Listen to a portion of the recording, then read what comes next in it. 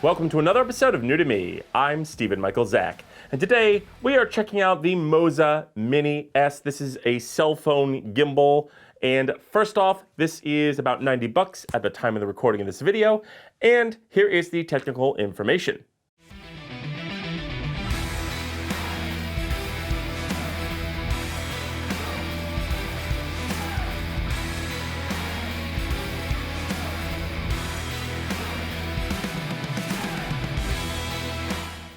And now that that's done, let's go ahead and crack this thing open.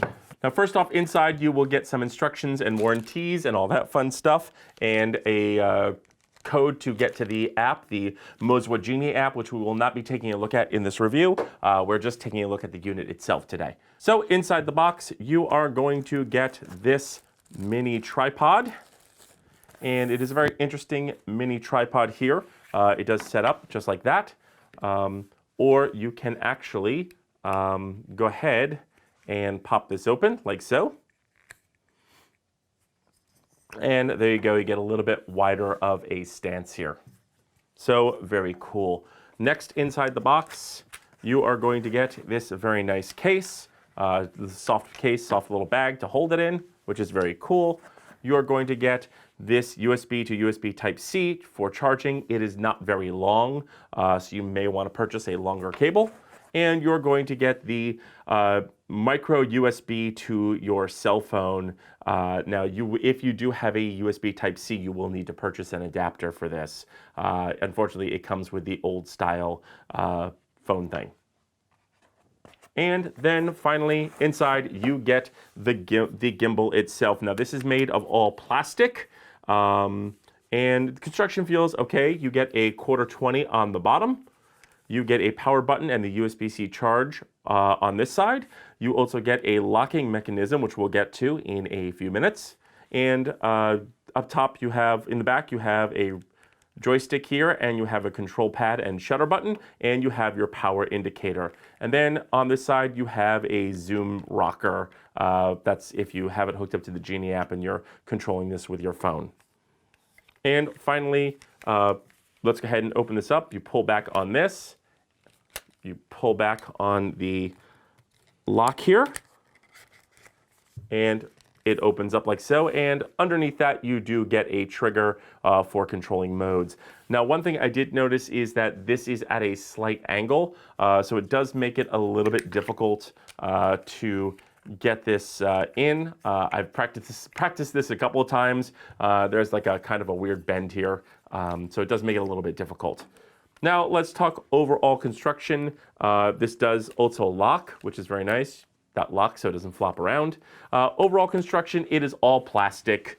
It is no frills. It is only $89, $89.99. One thing I do like is there is a built-in selfie stick. So if you want to do vlogging or selfieing, that's there. So very cool there. Now let's talk setup. Setup is very, very simple.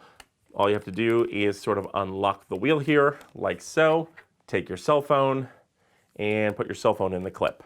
And you'll want to balance your cell phone by sliding it backwards and forwards to get a good balance on it here.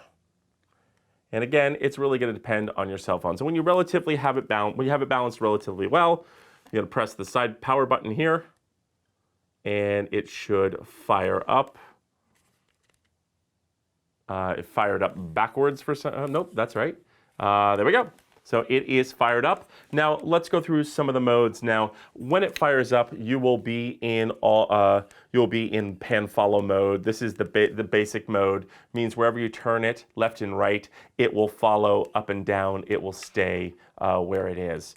Now to get into an all follow mode, you're going to press twice quickly and hold. You're going to press and hold. So one press and then hold. And there you go, there's your all follow mode. It's not, there's your locked mode. It's not gonna go anywhere. To return to the pan follow mode, double click. And there you go. Let's go ahead and get that back to the center. So those are the first two and main modes. Now this does have a few other modes. If we go to the mode button here, and you press that mode button to the side twice, Now you're going to get, let's go back to the mode here. So let's go ahead and press that mode button twice. And now you get this 90-degree angle follow, which is very, very cool. It is going to stay on the axis here. Click it twice to go back to the main mode. And let's go into the sports mode. You're going to press down on the pad twice. And now as you can see, this thing follows really quickly, and I actually like this mode because when I'm shooting a lot of action or I'm trying to capture sports, this is a great mode to enable me to keep my subject. Press twice again to go back to the main mode. And now we're going to go into something called vortex mode. That's right, this even has a vortex mode. So you press 3 times down, and now you've entered a vortex mode where you can push the remote control.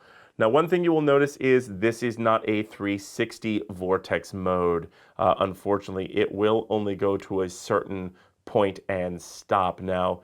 And of course, you can control it with the remote control. You can control it with the joystick.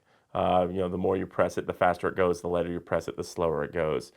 Now, the reason, let's go back to the main mode here. The reason that this does not go 360 is because you have this selfie stick. If this spun around 360, all the wires would get I have a feeling wires would get tangled. That might be why batteries to the motors might get tangled, maybe. That's why I'm guessing it doesn't do 360. That is just my guess. But all in all, very cool, pretty useful thing here. Now, this is, again, all made of plastic, so it is a budget-friendly gimbal here. And one thing I did notice is when I was actually taking video is the video was actually catching the motor of the screen. So that is kind of a huge downside with this gimbal, is the fact that you are going to catch the motors. But that you can easily correct. It's just a little bit. You can crop in on the image. Just be aware if you have the phone connected and you're using the zoom rocker, don't zoom out so much. And just know that you might need to stand back a little farther and shoot a little bit wider so you can crop in the image in post, because unfortunately you are getting this motor, whereas on other gimbals you don't.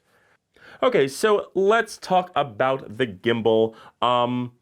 Let's talk the cons first. It is plastic, which is fine. It feels fine. It feels decent. It is plastic. I really wish this part locked instead of just these two angles, these 2 points locking.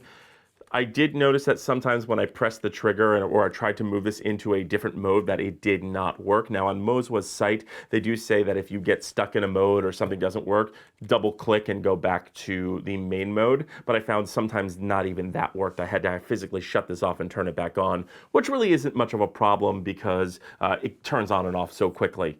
The biggest con with this thing is I found that when you're recording with your cell phone, you are actually physically going to catch the motor, and that is a huge downside.